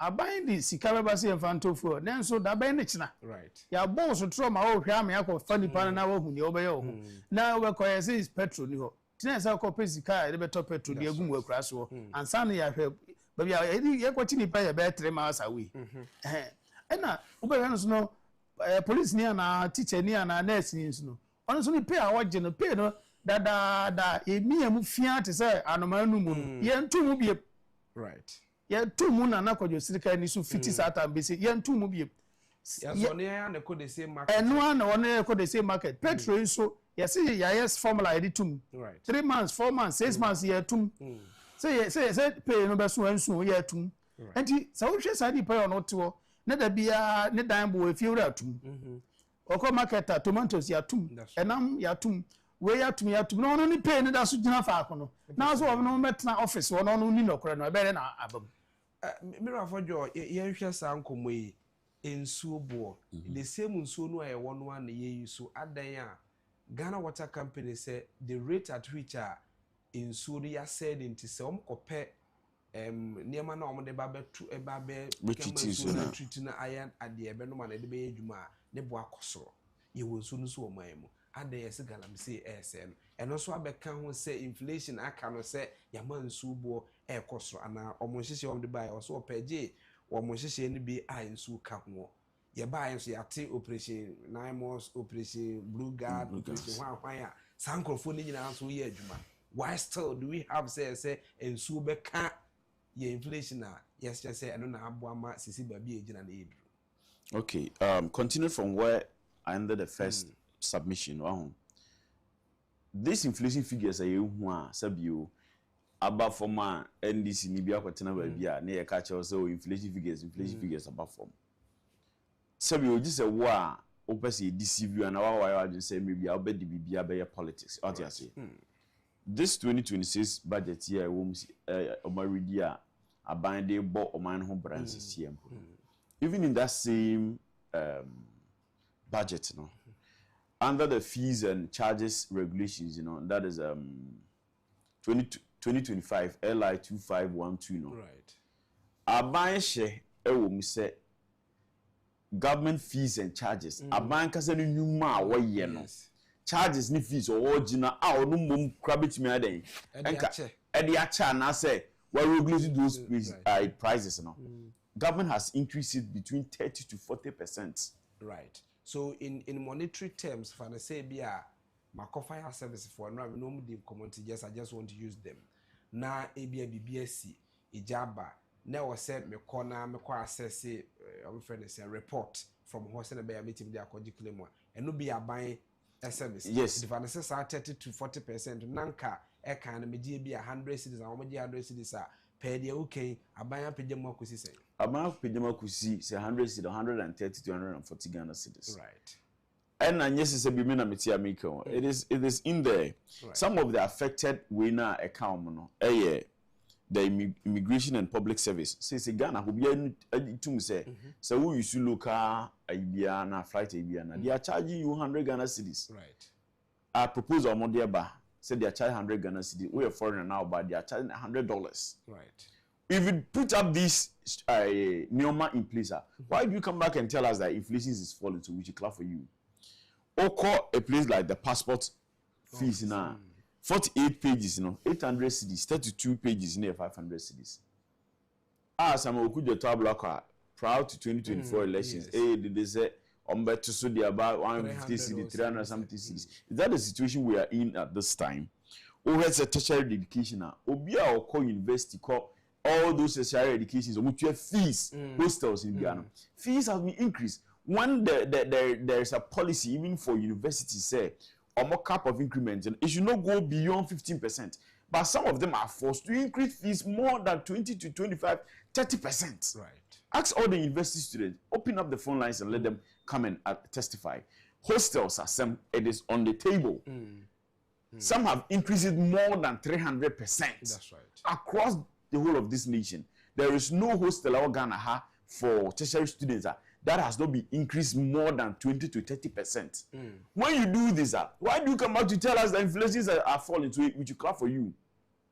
One can cumulative increment in your friend is saying utilities it is running up to 24%. Okay. What besides how much have you given to the civil servants a salary increment? Is this something that makes sense? In as much as say government increasing fees and charges, any new utilities near the may to salary by 30%, may to salary by 20%. The whole of this year, which government institutions have had salary increments? So my dada who my can't seminal MSSBU about where Yadibia ABCda. They are not doing anything. It is the figures that they have who appointed the head of the Ghana Statistical Authority. Okay. It's a government appointment. It would not say you are talking to him as a father nebra. Over here, then our Casa or the A2 or the indicators and any man or the so the calculated place. They will bring it. No, Bishan said, are they the pressing issues in the country? I don't know amount of hostel fees and find it or man for electricity rent near the Adianje. Yeah, in so right now. This government in opposition, one of the key areas are about when year campaign prior to 2024 elections was Galamsey. Okay. When they paid certain men of God, agent platform so Kasetia, because so them, they paid journalists in this nation, TV stations, people amount for Colani, Akosan Suno, Amokosa Bia and Cobra. All those no have you seen any of those hypocrite people doing that today? Okay. And have you asked yourself that has the case concerning Galamsey has it worsened, right, or we have a better situation today? Galamsey cannot stop under this NDC government because this government has not even been able to justify say gold or to free formula. Galamsey gold and now say just that alone, no, to tell every Ghanaian that this government cannot in any way fight Galamsey. Okay. Because there are people who are heavily involved every day, every time they are mentioning. It is only in this government era, and you who say, who is empowering them? Who is giving that kind of authority to do that? As you. They can't even go after these people. Right. They are heavily involved. Galamsey issues na sefem reho say wa hemfo kroimu ompanifo kroimu na se bi omu nyina be komato notum me asema can say Ghana ha ye ompanifo ba ye nya kandifo. Right. There is a difference between obi oye pani e wanyini and obi oye kandifo. Because nipa or shed kind, every dear ban, no way she say the solve the air ban a kind, and their friend can default or her kind. Right. Let me say, says in this present time, rooms is here. Do you have anybody acting as a leader of this nation? No, they are just in penny for the one need to say, or me penny for. But say, oh my Ghana, we would dog, see a church of my Ghana, ye one man, a best said that or my Dutch, you see, I know quande. What has this government done about it? Okay. Nyoma say about my issues no. They seem not to be concerned about it. Right. It is in this nation, and as I'm George Money at the LGBTQ near the go to the social media platform to see today. Kwanya Sanimo we have a whole Odipo way once you say one of the Sabran or accuse you a sitting member of parliament. Say or a partner, and there is nobody doing anything about it. I'm even disappointed in Reverend Tim for just say, "Sab boy no etabonte ekas and partner no on your name on kasa home AC no what you say we it is in this same nation and I'm on for general platform so ekasa tia ban ekasa for doom so ekasa everything what's the inflation akofom today people are buying fuel to put in their genset to power their various activities. Right. How does inflation come fall under this under this situation, under this circumstance? Right. Amount for a fridge near there war asafo kumase or mama your coastal near the other. They are crying and rechi adum because of sadum so dum say boys say oh juma kakra no oh ejato stores bear 5-6 more ashomo nyina and you are telling me that inflation is down. Right. Who do you want to deceive? My council so na me say council sorry we said they now all the and common far or say in simple language prices are 3.4% higher than they were 1 year ago on monthly basis. 1 year ago prices are I buy this year now or the MIN is higher than 1 year ago. I buy super far per day na for JK I buy ye the SOE bia and no buy or say our policies be a bit ya boamia mitigate sanema we na ye yankasa ye nua say backyard gardens or be pound to ma go get or pound to ma the ama all these things a year ago for the so get akoko miensa sisi akwa na kasa afe abeton ko so you see them I mean maturing na so me bibi edema why is it that still abai take over from 2025 no emesi na ye kase or say things prices are high you on say enana ye ka no se udi nipa bi mu kotena offices bi na omo ye political appointees a eya hu enchechemu ne kasa bi mu sei okay enye se eyesa on se na mdi ka ya de bi a ne ye policies ne ideas bi a ye she bi a ye no devoid of some any form of political undertones.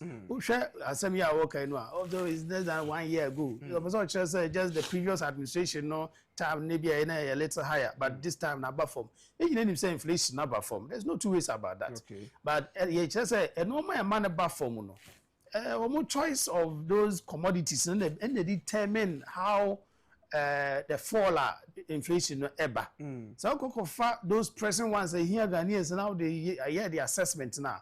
Once the inflation figures you get no be different from less important to the Ghanaian people and no betimi the ISR assessment. Right. And we na example say be akokofa popo. Nipa say na be kwakoto popo.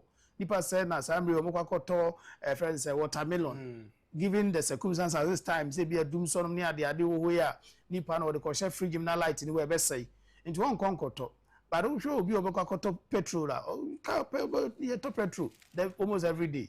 Into nipa no you say commodity now the year the benchmark the measure inflation levels. Now once be cut so e ma for. Right. And say omo hwe kwan omo fa so e communicate ade no. By virtue of say we be a government appointee no but na obese okasa no ye normal skill normal e man in favor abana otiso na ye ka say why ade o ye adwuma no ye boa abana but that should not be the case ye nya ade na Ghana nti na ye mfa Ghana hodo e mfa nya ade na e man nkosoro na uhwe de na wo ka fa galamsey hu ni ade my proposal a number of some policies and also some ways e betimi afa e dey solve galamsey say ye person solve galamsey issue no e wo Ghana ha ye betimi de 1 week as solve galamsey a obi akura nsinsu obi ahu bio and say na the will the political will na the president ni benya no eno na ye nyanti amaye bread okay o dey say me plan a ye de betimi de solve galamsey issue no enini say ye president person solve galamsey issue na eno an say obema orders right if it president no eba ono an vice so ediba regional ministers so ediba district MMDC district municipal assemblies or district chief executives any omo kan ya no orders and directives say who ye vice president me who say origin ana ukrom ana babia ufri ana wo district ye mine galamsey e wo ho a me you edi as DC or no from the vice president who is the president no bet me as sacking the vice right yes me you edi as my vice president from original film ni yes ukro yes original film ukro a ufri so me who say ye two galamsey a me you edi as vice president okay we are regional minister we are DC me who say origin me who say district ye galamsey o ha me you edi okay we free who appoint direct appointees ne so from vice no eba regional ministers ne DCs ne MDCs ne so any other appointees ne gina almost a directive no right we free one call omo ye other organizations institutions heads of institutions no me who say ye bi wo krom me who say ye bi wo wankasa wo ye bi wo krom ye bi wo district me yi wadi right if one call police officers from IGP me who say ye galamsey wo IGP wo krom ye wo district ye wo region me yi wadi regional commanders ye galamsey wo region me yi wadi okay those orders no if you hold banwa, me see 1 week in shouldn't be to say snow. But not forgetting, says Uncle Foya, or Castle Mayo Madi, and for that matter, says Uncle Phone go over or moody said Juman eho. That is what implies. This I said the panels are also free. Baby, I was in my uncle Honko I'm saying ever beka the normal population I had to do on who I wanted on so Juma Ben or be. And may I say, crime now, how do be increases? All this out than the banner will be our corner, the use of anything. Be about mine so another vices inside back. Udim say, Galam say, I'll hope free Nana could you see come time. That's right. 14, you know, be seen there. 14, and not Ghana Haye Galam say. Okay. Tinya Galam say, yan ne adie. Ye Galam say, Ogana, and yan necra. And the question is, quite ben and Nasa uncle for no yen, and I'm near me and my normal yen is 14, 1956, no more Galam say, Yan. Quite ben and almost fast yenwa, not almost saying you. Okay. Yanko fast at it quite so. Yanko fast at it quite so. Obi a person Galam say, Biano. Uncle fast a quite no, and almost fast yenwa. Omu means you. Omu konko tutu ebi anguns you many other, and some Galam say, no munya good no. Et woman directive na ya na man for say okay say you know because of some amount for year adwuma you know okoye sa amount for adwuma be bo money ade and the amro person so mo munya adwuma right some robbers am so mo didi that's right and am dey yom adwuma ndi na am robber e ko kire de band de ne brain o court dem o nipa kronfo no so na adwuma no obi ya de bone a enye adwuma asam me this argument na man for yes argument we are doing one tiase you hwe nipa no hwe na na hwe adwen o de kan asam na hu sa won kan kire no pose adwen na nya papa pose say say na ko ba na sa de o kai eno nsusu ye ne say e wo say vice president the ordinary form a president no we need one person to solve the problem one who say am panifo about what that well na say obi making one stand be out for obi to say JJ Rollins anyankopon for the currency is a president bia so be na no kasem se ni enya yenye ana people ba na say she den nya president bia why na adwen say obi bi etesa enti e be den ya sa de no enti wo sa no mo we mu ntina na ye mo no ye support on abokare Agyapong no okay ene ma sa na vim no ne authority na o de ka asem sa de ne yenye ni sei wanya o wankasa nim say repercussions so okay and you know ye person ni pa no hwe o manga na ba ye wo sesia no ye hia president a wa kukudura obetimi a chane a certain unique direction obi hwepo organize along okay yanya sa leader ni bia we should forget it what do I say president man directive vice president o fitu so ekoka regional ministers ne friends say other ministers ne MDCs ne DCs fitu obia so wa be hu sa region wo district ukro ye galam say obia na wa unye hu say ye galam say ho na you wadi right commanders district police commanders regional police commanders IGP ye galam say me fire fast right and you say fire na keke crowd who fire or more ye involved on your corporates you line them up before the court for prosecution but for some program 1 week ma memra ho ye ka say the curfew eto kro bi so apɛ de council aircan okoba bi say TV from ho ba bi ze nandom or something say mo munyusu motorbike it a man school for no be complain say how do they get the motorbike no a omo de be co school and aso be call mu eno ye ka ye no within that community no ye nyusu motorbike ye say the curfew at all dano nsia sorry bi anonso eno de ye why is it that ye ntimi nka galam say de no once say waka say the council kai mo bi anko we so jani and now you send who say work on that side of her ye mo tunku eno de yes Ghana ye kan say nye yi say the council can say the new no sanko mo we ho you can say be kan say bi o be say opa me international platform so ni deep ani mu bi atem one way ya about 95 and more than 15 na ya baba ye den e be shia for mo fa so it is not as though saying some na ni anya nkwa na tie kan there are more than 500 radio and TV stations in this nation and to say most of them are not speaking about this topic right you on penny for akukudam technocrats excellent platform every day every time talking about these issues but MBC will say Ghana politicians, you know, what is their real intent? So mo pekunya dia, we munko. Nioma bebra NDC yen now no. And nioma mo kasetia in the previous government. They have been doing worse now. It didn't yet say oh my Ghana, who na ye or more akono bia pese be siesie man no de we mu ye no ye pekwan ba be ye bi more right yenso ye sika ne ye sika. That is the only thing in our politics today. Okay, Say papa say me do man Ghana, me person me develop Ghana, me person me build up this nation. That people need this crop of our politicians. right. That is what we are seeing. What we are seeing today. People need any war. Me catch it out say, and they have managed say, asofo for a comedy omo. Ye the omo sa ashombotum. Ahemfo ye the sa ashombotum. And obi aka no tum. Na akwai to say nyoma bi wa ekoso in this government proper. Nyoma bi wa MPP kwa anyim 1% o. By etimi ma ahemfo na asofo fo nyina asore no mgu omo so. What is the situation today? Have they lost their voices? Okay. Debi ameka say enka kura ahemfo no yesa ne manema no wu nyina no. Emaburu no nsore ntis ento omo so atua. Because our Hebrew was 70 years, 80 years. All of that is being cool. But when do we 24 years? That's right. And to tram my one hene sabio corona. Me example we website and say what hene ben or tin cool man of pay. Now they betching, now zoom lion, kasi, bola kasi, sanso beten. You be yi bola na guru kurum. Onkasa. Obakasa. I didn't feel like I'm saying koso mkromo onkasa. Send Dominyaka. Yes. Yeah. And ye nipa crop of people in this NDC government. Omo galanse nti omo ba kunya so. Okay.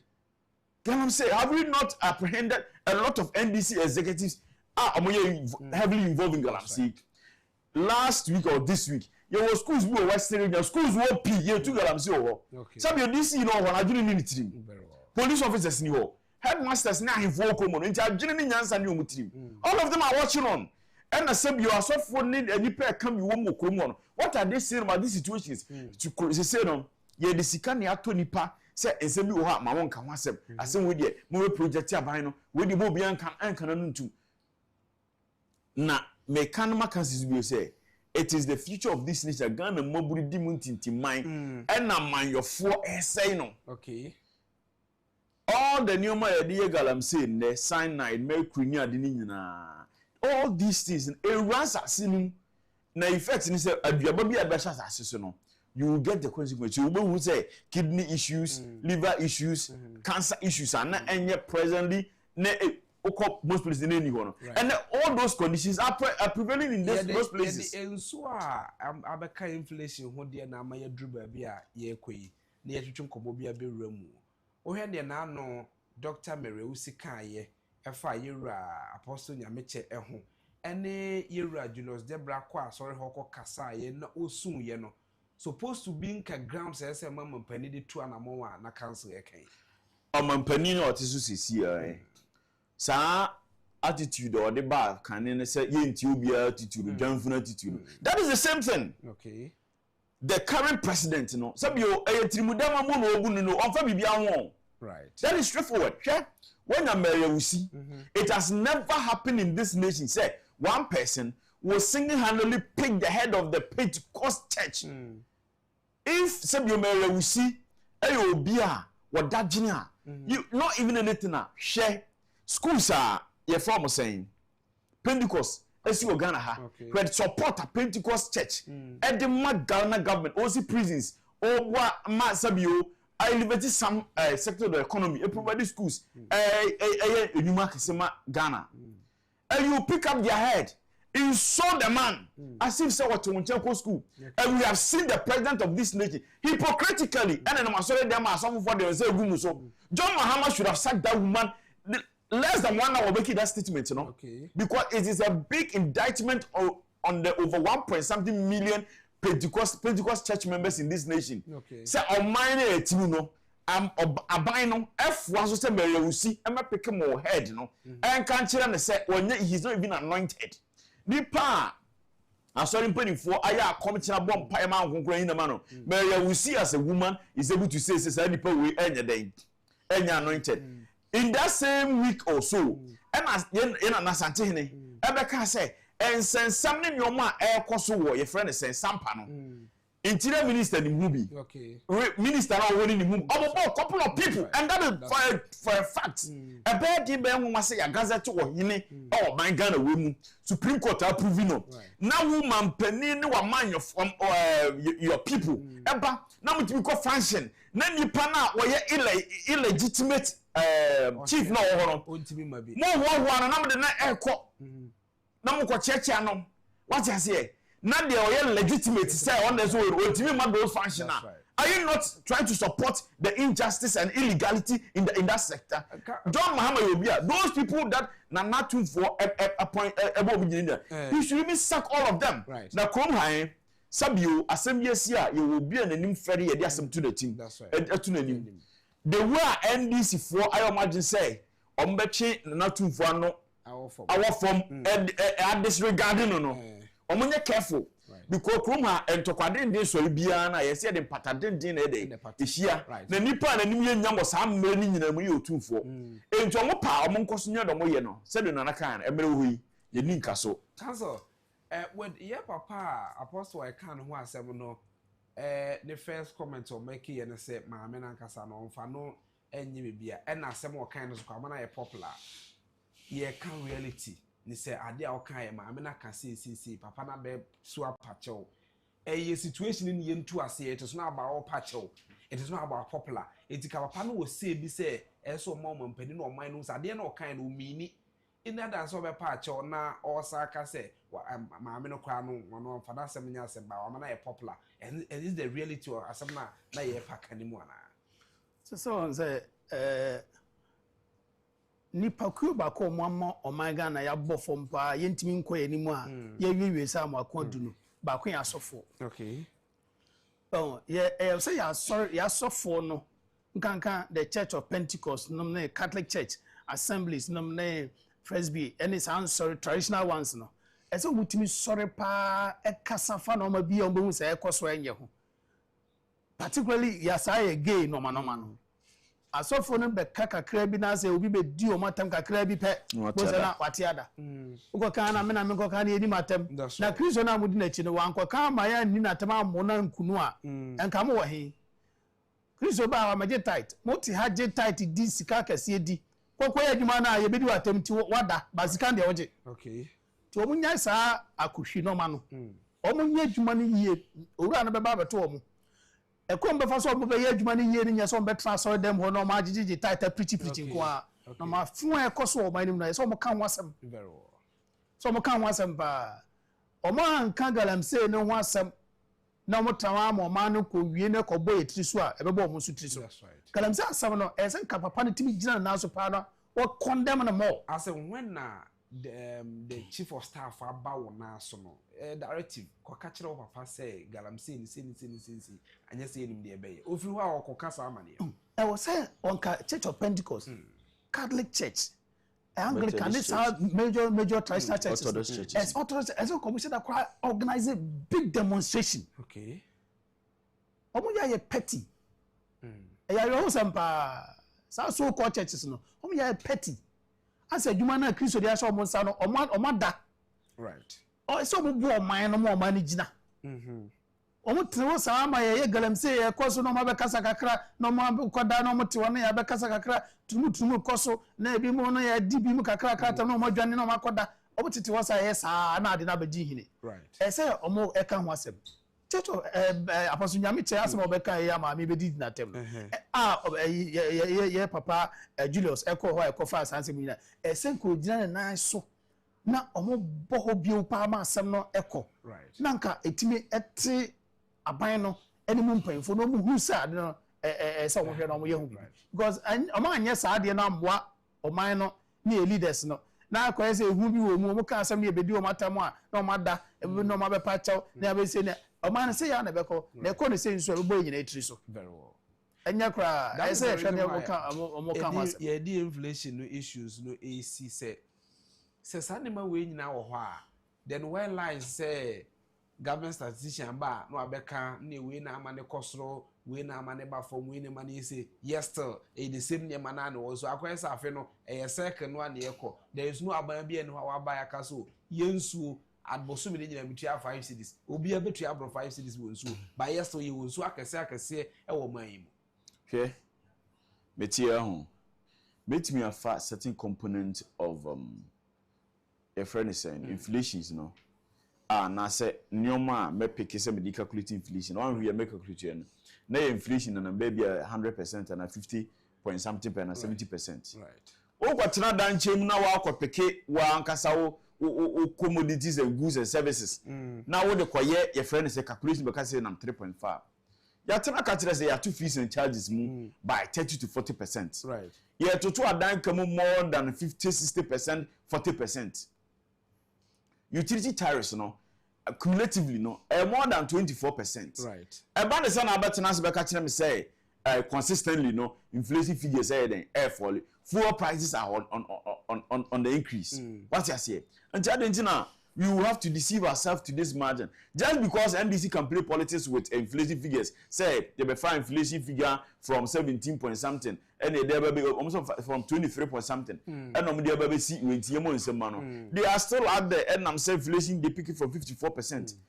Ghana ni bi o kum ha bi na sabio obi enka say je aduane hye wa no pipi wudi ansa na why den wadidi obi anim ne ekoso okrowe mu wa akodwa so koto no ma wa wo han dan sisi wa wutua wo electricity bills yesade dum so ese wo nyoma no right sabio obi meka nche say inflation and am 3.2 ma wonyini wo na anim de wukom ukotua oba school fees ye bi school na anu school ben na yeti school fees so private schools wa wo ba wo private school be school ben na yeti so it is either say nyina ho a ya pegem kakra yeah on ndc fo na nete ho and I say we when your oba bi a wo there no na wo de ne nsa nam ho that is how they are playing with the inflation figures right what you say and aban na so you know government statistician no also the boss mu say yeah na institute my agenda wa anya memi our boss that is what the government is doing now me last idea me can say Linda Oklo ascend John Mahama message say you pursue obi the northern region a punishment